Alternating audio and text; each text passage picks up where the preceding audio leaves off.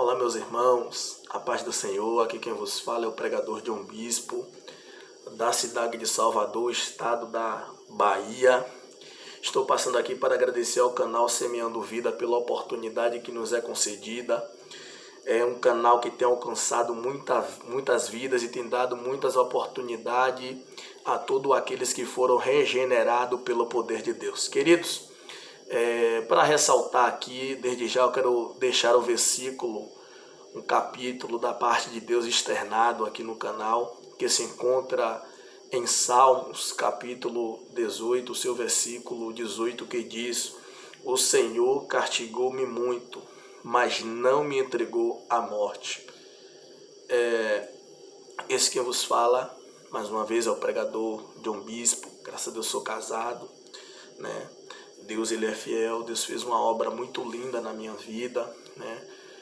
Desde já eu quero deixar meu Instagram aí para que você possa também estar seguindo lá para acompanhar detalhes do fato ocorrido da minha vida, né? Lá você vai ver eu no leito do hospital, jornais, tudo o que aconteceu, né? Então meu Instagram é John Bispo, J-H-O-N, Bispo, _ oficial, John Bispo, _ oficial. Queridos, para começar, esse jovem aqui que você está vendo é um milagre nas mãos de Deus. Eu sou prova viva que Deus, ele existe, que Deus, ele é fiel. Embora algumas pessoas não acreditem em Deus, mas eu estou aqui para falar o que Deus fez na minha vida. É bem verdade que 98% dos nossos jovens hoje sonham em ser jogador de futebol. E eu era mais um desses, sonhador. Eu lembro que quando eu formei uma idade de 7 anos, eu descobri o talento, né? O dom que tinha na minha vida. Então eu passei a dar crédito, né? Passei a alimentar o meu sonho. Passei por diversas escolinhas de futebol, como Ipiranga, Real Salvador, Bahia, Vitória. Todos os campeonatos de várzea eu estava envolvido, estava no meio, né? Mas as coisas mudaram por questão de recursos. Meus pais não tinham muito recurso para poder investir. E sabemos que habitamos em uma sociedade que, se o jovem tem talento, mas ele não tem quem invista nele, infelizmente, 97% do seu sonho é frustrado.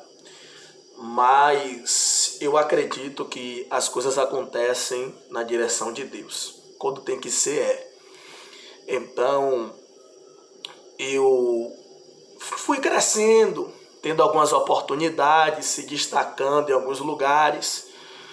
Mas acabou que o tempo passou, a roda girou e não se concretizou esse sonho. Então, nas nossas regiões periféricas aqui dentro de Salvador, 98% dos jovens que você perguntar vai dizer que quer ser jogador de futebol. E muitos acabam como eu, não conseguem alcançar. Mas isso aconteceu na minha vida. E quando isso não acontece, existe um lado obscuro, existe um lado tenebroso, que quando o jovem ele vem de uma família humilde, uma família guerreira, uma família bastante humilde, o jovem ele acha oportunidades, né? Mas no meu caso não foi bem assim. Eu conheci primeiramente torcidas organizadas, né? A torcida do Vitória, a torcida dos Imbatíveis, onde eu comecei a me envolver, onde eu comecei a praticar atos de vandalismo, pichações, quebrando ônibus, se degladiando, entrando em conflitos, em guerra com torcidas rivais. E daí eu fui me aprofundando, né? Tive um amigo, o mesmo não se encontra mais vivo, né? Porém eu não quero citar o nome por motivo de ética. E esse amigo meu, ele já traficava, ele já se envolvia no mundo do tráfico, com facção. e ele, através da vida dele, eu conheci aquilo que eu não queria conhecer. Então já tinha uma influência. Eu gostava de andar com roupas de marca, gostava de andar bem arrumado e, como diz aqui, bem alinhado. Então eu conheci o mundo do crime, o mundo tenebroso, o mundo do tráfico. Eu acabei enganjando, eu acabei entrando para o mundo do tráfico, e aonde o tráfico daquela região do bairro de Dom Avelar, né, em Salvador, ali predominava uma facção, um tráfico de droga, né? E eu tive a oportunidade de fazer parte desse tráfico, dessa facção. Eu acabei entrando, acabei me envolvendo, né? Acabei ali vendo os meus sonhos frustrados, os meus pais, né? Os meus pais descobriram. Foi uma situação muito chata, né? Eu não queria ouvir o conselho de meu pai, não queria ouvir o conselho da minha mãe. Eu já estava com a mente um pouco revoltada, eu estava triste, né? Então eu acabei seguindo esse rumo, tomando essa direção, entrando para a vida do crime, né? Então eu saí de dentro de casa na faixa de uns 15 anos de idade, né? Eu estava muito novo na época. Então na primeira semana eu no tráfico de droga, as minhas irmãs, né? A minha irmã mais nova, junto com a minha irmã do meio, né? Elas foram atrás de mim naquele tráfico, naquela boca. Eu me escondi. Alguns amigos disseram que eu não estava lá, porque eu estava decidido a ficar na vida do crime. Então ali eu andando armado, ali a gente tinha vários tipos de arma ali, né? A qual a gente ficava ali fortemente armado, né? Muita gente presenciava, via, né, da forma que a gente andava. Eu comecei a portar uma 380, né, que tinha ali também na época, tinha essa pistola, né, tinha vários tipos de arma. Foi um tempo que a gente, ainda possa se dizer assim, existia dentro de Salvador duas facções, né, que uma era rival da outra. Só que eu não quero falar disso, eu quero falar de mim. Então a gente andava ali assim, né, bem armado, né? Então eu fui me aprofundando na vida do crime.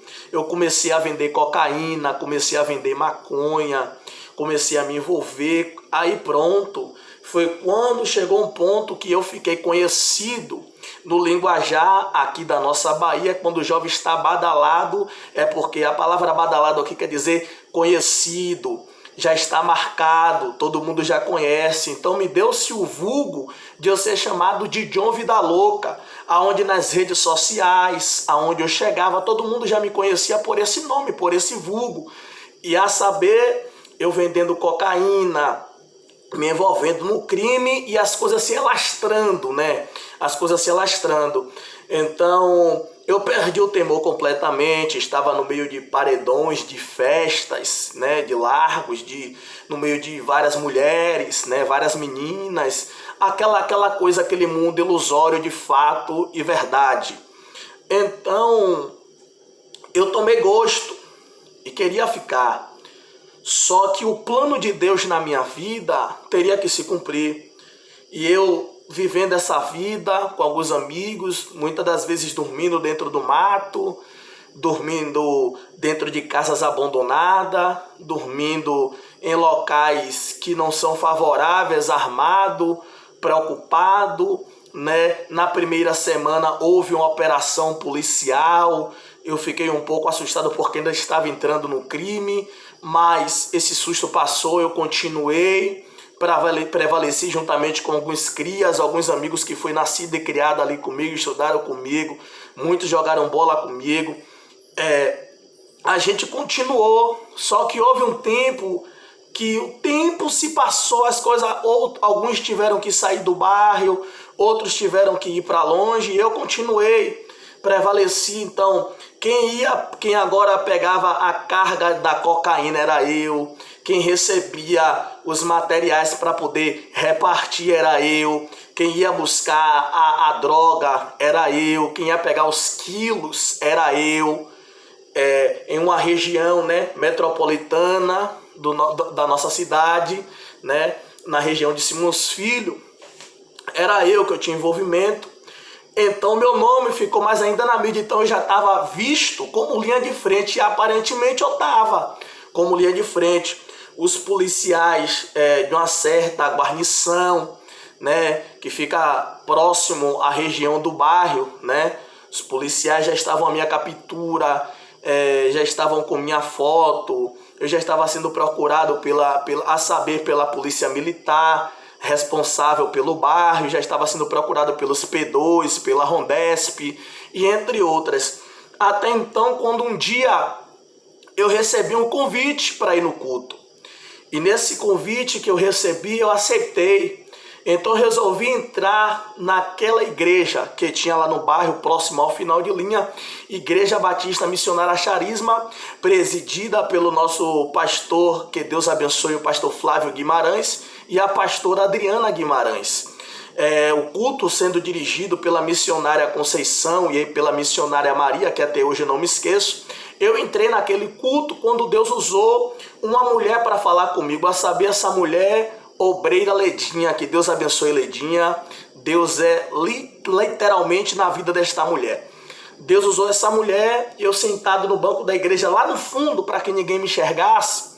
Essa mulher, ela veio rodando em minha direção, né, tomada pelo Espírito Santo de Deus, e ela foi usada em profecia. Ela disse: olha, jovem, assim diz o Senhor tem uma grande obra na sua vida, você quer aceitar a Jesus? Eu disse: Leidinha, hoje não, agora não, eu não estou preparado. E eu não quis aceitar Jesus nesse dia. Ao eu sair da igreja, o culto acabou, eu não quis aceitar Jesus, eu estava indo para casa. Quando eu estava indo para casa, eu recebi uma ligação que a polícia estava na favela. E eu ia descer para a favela, eu estava a caminho da favela. Só que no meio do caminho, eu fui quando eu saí da igreja, em vez de eu ir para a direita, sentido a quem vai sair de Dom Avelar para ir para o lado da farmácia, eu dobrei a esquerda para ir para o lado do final de linha. E quando eu dobrei a esquerda para ir, subi o final de linha, desci a ladeira, né? A ladeira que dá ali depois do bar de Senhor Eve Lázaro, aquela rua de trás, a rua chamada Rua de Pantanal. Então eu quebrei a direita, né? Estava ainda andando e com medo, assustado, quando eu vi três Rondesp vindo na minha direção, 3 viaturas vindo na minha direção, e eu queria correr. Eu fiquei assustado, eu disse: Deus, e agora? Agora é meu fim. Eu já estou badalado, eu já estou sendo procurado, eles vão me pegar e acabou. Só que o Espírito Santo de Deus, sem eu conhecer, falou comigo: não corra, não se mova, não faça nenhum movimento. Simplesmente continue andando como você está. Queridos, creia, eu acredito no poder de Deus, eu acredito. Eu continuei andando, e eu andando, as 3 viaturas passaram do meu lado, elas passaram do meu lado, olharam para mim e não me conheceram. Passou, eu estou todo arrepiado, passou do meu lado, mas não me enxergaram. Porque a Bíblia diz que quando Pedro ele sai da prisão, a capa da invisibilidade está sobre ele. Eu acredito naquele momento que o poder de Deus, o Senhor estendeu a mão sobre a minha vida, porque não tinha como eles não me ver. Então a minha fé foi aumentando, só que eu continuei andando com medo, porque dentro de Salvador existe esse costume dos policiais conhecer o jovem, passar pelo jovem, deixar o jovem à vontade, fazer a curva e voltar, e já voltar metendo bala, né? Então isso, graças a Deus, não aconteceu. Eles voltaram, mas eu continuei andando da forma que o Espírito tinha me ordenado. Então eles passaram por mim novamente e não me conheceram. Tive esse livramento obtido por Deus. A obreira na igreja tinha me entregado a profecia. E a profecia ela entregou no culto na sexta-feira. E era a véspera de São João. Quando chegou no sábado, eu estava parado na farmácia do bairro. Eu ia praticar um ato pecaminoso, juntamente com um amigo meu. Estava esperando esse jovem chegar no bairro. Só que quando ele chega na região da Brasil Gás, ali próximo a que todo mundo conhece ali como a Lagoa, ao ponto da Lagoa, os policiais das guarnições, né, pegaram aquele jovem, colocaram no fundo daquela viatura, né, uma viatura que todo mundo de Dom Avelar conhece, né, uma viatura bastante conhecida. Então os policiais pegaram aquele jovem, que era meu parceiro, que era meu amigo, e quando eu liguei para esse jovem, ele não atendia mais. E quando ele atendeu, ele disse: alô, John, você tá onde? Eu falei: eu tô aqui na farmácia, tô aqui lhe esperando. Só que eu não sabia que os policiais já estavam com ele. Então os policiais sabiam onde eu estava. Só que a obreira, Ledinha, ela estava do outro lado da pista evangelizando nesse dia, e eu estava parado na farmácia. Quando as guarnições vieram, eu olhei para a minha direita. Quando eu olhei para a direita, não dava mais tempo para correr. Os policiais já desceram na viatura e disse assim: olha, se você correr, a sua mãe não vai nem reconhecer o seu corpo no enterro. Quieta, ladrão. Bora, para você hoje, você vai dar o que você sabe, o que você não sabe, você vai morrer. Me colocaram no fundo de uma viatura e pararam em uma rua deserta, porque a população viu eles me pegando em uma viatura, porque todas as viaturas têm uma numeração. Então vieram eles me pegando, me colocando no fundo de uma viatura. Eles pararam em uma rua deserta e me colocaram em outra. Por quê? Porque queria dar sumiço, era como se fosse uma queima de arquivo. Porque se viesse alguma denúncia, nada ia pegar, porque a viatura que automaticamente alguém ia denunciar já não estava mais comigo. Entendeu? Então eles fazem isso, né? Acontece muito isso no meio da nossa população. Eu falo isso aqui, né, para ficar aí, para você entender. Então, nessa ação maligna, eu fui parar no Matagal. Eu vou resumir um pouco. Eu fui parar no Matagal, na desova, chamada desova. Aqui todos falam onde filho chora e mãe não vê, né? É onde filho chora e mãe não vê. E é onde a gente sabe que 100% dos jovens que vai para a desova, 98% volta. Porque se os policiais pegar e levar, já foi. Me levaram para a desova, me colocaram de joelho, colocaram o saco em minha cabeça e começaram a me torturar.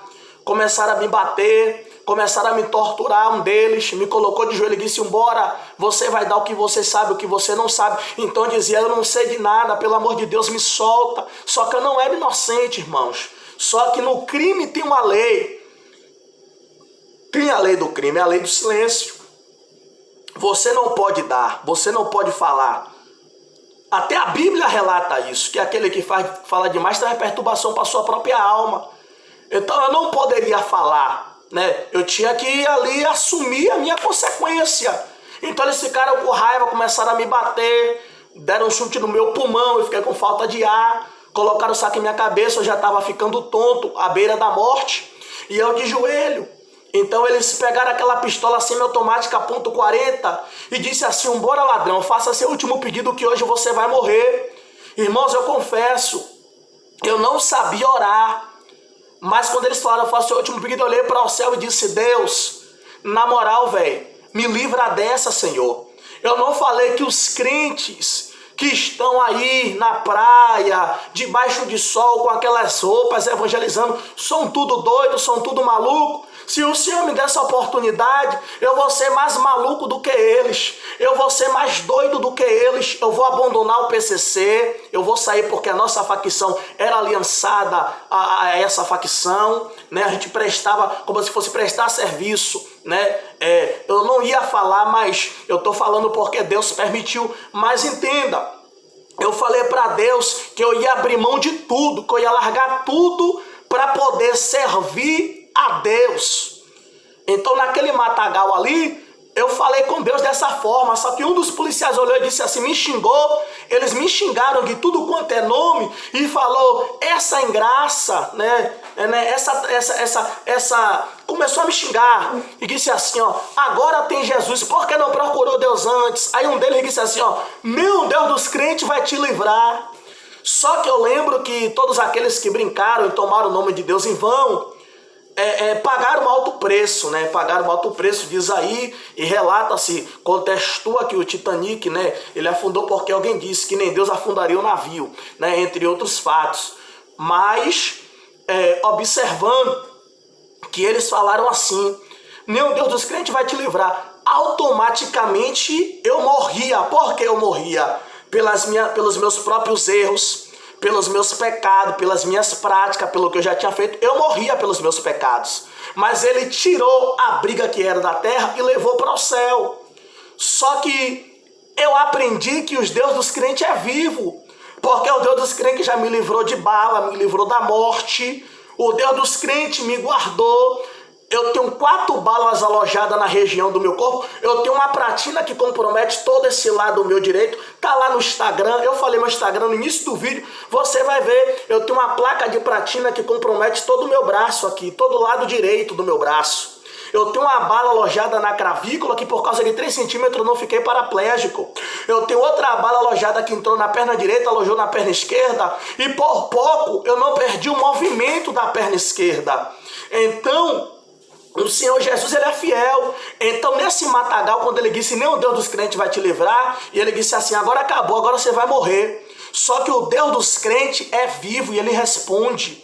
Eu tive naquele momento a certeza que Deus tinha uma promessa na minha vida. Por quê? Porque eu nunca vi, irmãos, uma pistola .40 negar na frica de ninguém. Quando aquele policial, ele apontou aquela pistola que ele apertou por 3 vezes, a pistola não saiu bala nenhuma, não saiu nada. Um olhou para o outro espantado e disse assim, eu apertei o gatilho 3 vezes e não saiu a bala. Ele está com sorte. Só que não foi sorte, foi a mão de Deus que livrou. Porque eles disseram, meu Deus dos crentes vai livrar. Afrontou o Deus do céu. E o Deus do céu respondeu para eles, quem é que manda e desmanda na terra? O Senhor parou aquela pistola, o Senhor parou aquele gatilho, o Senhor travou aquela arma e não saiu nada naquele exato momento, porque eu já estava debaixo da mão do Senhor. Só que um dos amigos dele disse assim, ó, a sua negou, mas a minha não vai negar. Pegou uma metralhadora chamada CT-40, destravou, apontou para mim e isso eles me pegaram, era 6 horas da noite. E um olhando para o outro e eles falaram, olha, já vai dar meia-noite, já é 11h59, eles falaram. Então eu estava sendo torturado de 6 horas até meia-noite, né? Eu já estava na sessão tortura. Então, um deles pegou a CT-40 e disse assim, ó, você vai morrer agora. Quando ele falou que eu ia morrer, o celular dele tocou a primeira vez. Ele não atendeu, o celular tocou a segunda vez. Ele não atendeu. Na terceira vez, ele foi atender o celular. E era a esposa dele que estava ligando. E ela disse assim, olha, eu preciso relatar algo para você. A minha pastora acabou de me ligar. Ela não sabe o que está acontecendo. Mas eu vejo um jovem de joelho. Esse jovem está ajoelhado. Esse jovem está pronto para morrer. Esse jovem está pronto aí de joelho. Agora esse jovem, ele é magro, ele é alto. A minha pastora estava orando, ela não sabe nem o que está acontecendo. Mas eu estou aqui no hospital, o nosso filho está passando mal. O nosso filho está passando mal aqui no hospital. E ela acabou de me dizer que se você tirar a vida desse jovem, ela não sabe de nada, mas que se você tirar a vida desse jovem, Deus vai permitir o nosso filho aqui também morrer, porque esse jovem é escolhido, porque esse jovem é promessa de Deus, porque esse jovem aí, ele é um vaso que Deus vai usar na face da terra. Então, Deus, ele já tinha projetado algo na minha vida. Deus já tinha me escolhido. Deus já tinha me separado. Ali naquele momento ali, um olhou para a cara do outro abismado e ele disse, John, se eu não lhe matei, ninguém mais aqui vai lhe matar. Vamos levar ele para averiguação. Chegando no ponto da averiguação, a minha mãe, Dona Teresa Bispo Conceição, que ainda se encontrava em vida, a qual que Deus o tenha, a minha querida mamãe, que partiu tem 3 meses para os braços do Senhor. Que o Senhor abençoe e que o Senhor tenha lá, que foi uma guerreira, né? Foi uma guerreira, lutou para não me ver nessa vida, lutou, né? Não me abandonou, correu atrás, né? Fez de tudo por mim, a minha mãe, né? Então, Deus, Ele me deu essa oportunidade. Chegando na delegacia, estava a minha mãe, a minha irmã, né? Foi concluso, eu não fui pego em flagrante, né? Eu não fui pego em flagrante. Não tinha também mandato contra mim, né? Porque não tinha provas, né? De coisas que eram relatadas aparentemente, né? Algumas coisas, mas isso não convém. Então eu fui liberado. Eu fui para casa, né? Falei para minha mãe que eu iria sair dessa vida, mas eu estava em um grau elevado e não tinha como sair, irmãos, tão cedo. Então eu persisti, então eu continuei no ato da teimosia, continuei desobedecendo, continuei até então, quando eu de volta na favela, os policiais da mesma guarnição que me pegaram um jovem que não tinha nada a ver com a situação, né? Colocaram esse jovem em uma rua deserta, botou a pistola na cabeça do jovem e disse assim: olha, cadê o John Vida Louca? Você sabe aonde ele está. E se você não disser, a gente vai tirar a sua vida aqui agora. O jovem chorando, o jovem não entrava em nada. E o jovem realmente não sabia aonde eu estava. E o jovem falou para eles que não sabia. Então começaram a espancar, a bater no jovem. Só que soltaram o jovem. Então quando o jovem foi solto, eu fiquei sabendo do que tinha ocorrido. Eu fiquei sabendo da situação que tinha acontecido. E o jovem chegou para mim se tremendo e falando: John, pelo amor de Deus, eles querem lhe matar. Eles querem tirar a sua vida. Eles querem acabar mesmo com você. Eles querem te ver morto. Só que, irmãos, o tempo se passou. Eu continuei no tráfico. Continuei na desobediência, né? Continuei na desobediência com Deus. Passei um tempo visitando as igrejas, que chegou um tempo que eu abandonei o crime, né? Eu abri mão do crime. Eu continuei indo para a igreja. Eu continuei, né? Eu aceitei a Jesus, né? Entrei em uma igreja, né? Em uma Assembleia de Deus, né? Lá no nosso bairro, né? A saber, a SEADEB, a Assembleia de Deus SEADEB, né? Que nós temos por pastor presidente o nosso pastor Valdomiro, aqui na Bahia. E na época o pastor foi o pastor Mário Félix, né? Então levantei minha mão ali, né? Dom Avelar 1, né? Que faz parte do setor de Pirajá, né? Então eu entrei naquela igreja, né? Fiz uma aliança com Jesus. Foi um dos melhores momentos da minha vida, porque a partir dali eu não voltei mais para o crime, eu não voltei mais para o tráfico. Passei por momentos difíceis, passei por momentos terríveis. Até então eu na igreja, parou um carro prata, eu estava conversando com mais alguns irmãos, parou um carro prata, abaixou os vidros. Eu vi 2 pistolas apontadas para fora e eles começaram a apertar. Apertaram, mata, e atirando, e mais uma vez não saiu nada. Ninguém correu. Tenho testemunha disso, né? Tenho provas vivas disso, né? E ninguém correu, ficamos. Então eles saíram cantando pneu e foram embora. E nunca mais eu vi. Então, já fui enquadrado pelos mesmos policiais, né? Que me perseguia o tempo todo. Fui enquadrado, eu indo pregar, né? Depois de eu já bem com Jesus, né? Na igreja. Eu de terno, gravata, indo pregar. Os policiais me pararam no meio da rua, né? Disseram assim: olha, tá indo pra onde? Olha ele aqui, ó. Ó, se sair da igreja morre, tá?